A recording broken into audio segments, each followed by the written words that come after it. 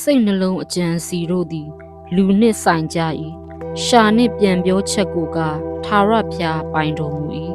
လူသည်မိမိကျင့်သမျှသောအကျင့်တို့ကိုနှစ်သက်တတ်၏ထာဝရဘုရားမူကားစိတ်သဘောတို့ကိုချိန်တော်မူ၏ကိုပြုသောအမှုတို့ကိုထာဝရဘုရား၌အပ်လောတို့ပြုလင်သင်၏အကြံစီတို့သည်တည်ကြလိမ့်မည်ထာဝရဘုရားသည်ခတ်သိမ်းသောအရာတို့ကိုကိုရော့ဖို့မတရားသောသူတို့ကိုလည်းဘေးဒဏ်ခံရသောနေ့ဖို့ဖန်ဆင်းတော်မူ၏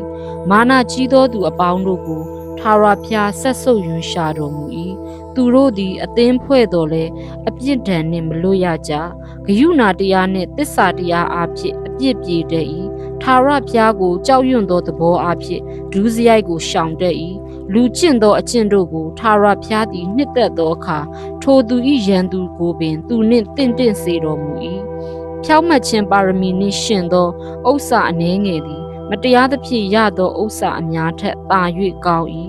လူသည်မိမိသွားရလမ်းကိုစိတ်ထဲမှကြံစည်၏သို့တော်လည်းသူ၏ခြေရာတို့ကိုထာဝရဘုရားစီရင်တော်မူ၏ရှင်ဘုရင်၏နှုတ်ခမ်းတို့၌ယာရိတ်တော်ရှိသည်ဖြစ်၍တရားဆုံးဖြတ်ရာအမှု၌နှုတ်တော်သည်မမှားစေနှင့်မှန်သောအလေးနှင့်မှန်သောချိန်ခွင်သည်ထာဝရဘုရား၏ဥစ္စာဖြစ်၏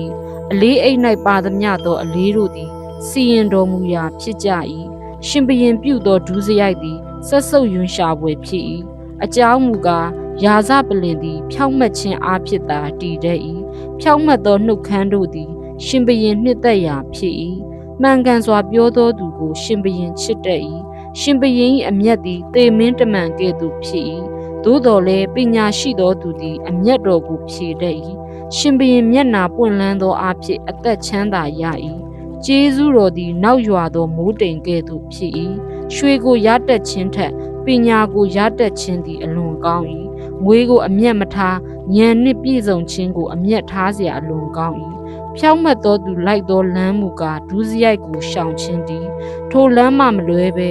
အမြဲလိုက်သောသူသည်မိမိအသက်ဝိညာဉ်ကိုစောင့်တတ်၏မာနသည်ပျက်စီးခြင်းအရင်ထောင်လွှားသောသဘောသည်ရှုတ်ချခြင်းအရင်၌နေရာကျတတ်၏စိတ်နှိမ်ချသောသူတို့နှင့်ပေါင်းဖော်၍စိတ်နှိမ်ချခြင်းသည်မာနကြီးသောသူတို့နှင့်ဆက်ဆံ၍လူယူသောဥစ္စာကိုဝေမျှခြင်းထက်သာ၍ကောင်း၏ပညာနှင့်အမှုဆောင်သောသူသည်အကျိုးကိုရလိမ့်မည်ထာဝရဘုရားကိုခိုလုံသောသူသည်လည်းမင်္ဂလာရှိ၏လိမ္မာသောစိတ်သဘောရှိသောသူသည်ပညာတတိရှိသည်ဟုကြော်စောလိမ့်မည်ချိုသောစကားကိုပြောတတ်သောနှုတ်တတိသည်လည်းပညာအတက်ကိုတိုးပွားစေတတ်၏ဉာဏ်ပညာကိုရသောသူသည်အသက်ဆန်းရည်တွင်းကိုရ၏မိုက်သောသူတို့၏တွင်တင်ခြင်းမူကားမိုက်ခြင်းဖြစ်၏ပညာရှိသောသူ၏နှလုံးသည်သူ၏နှုတ်ကိုတွင်တင်၍သူ၏နှုတ်ခမ်းတို့၌ပညာအတက်ကိုထပ်လောင်းတတ်၏တာယာသောစကားတို့သည်ပြားလပုကဲ့သို့ဖြစ်၍စိတ်ဝိညာဉ်၌ချိုမြင်လျက်ကိုယ်အယိုးကိုကြမ်းမာစေလျက်ရှိကြ၏လူထင်သည့်အတိုင်းမှန်သောလက္ခဏာရှိတော်လေအဆုံး၌တေခြင်းသို့ပို့သောလမ်းတစ်မျိုးရှိ၏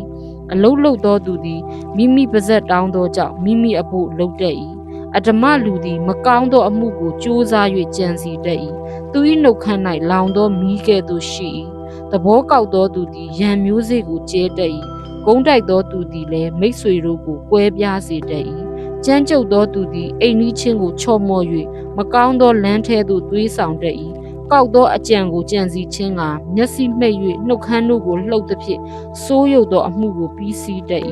ဖြူသောသပင်သည်ဖြောင့်မတ်ခြင်းတရားလမ်း၌တည်လျင်ဘုံကြီးသောတရပူဖြစ်၏စိတ်ရှည်သောသူသည်ခွန်အားကြီးသောသူထက်၎င်းမိမိစိတ်ကိုချုပ်တီးသောသူသည်မြို့ကိုတိုက်ယူသောသူထက်၎င်းသာ၍ကောင်း၏စာရစ်တန်တို့ကိုအိတ်ထဲ၌လောင်းလျက်ရှိရာတွင်ခွဲဝေစီရင်ခြင်းအမှုကိုထာဝရဘုရားပိုင်တော်မူ၏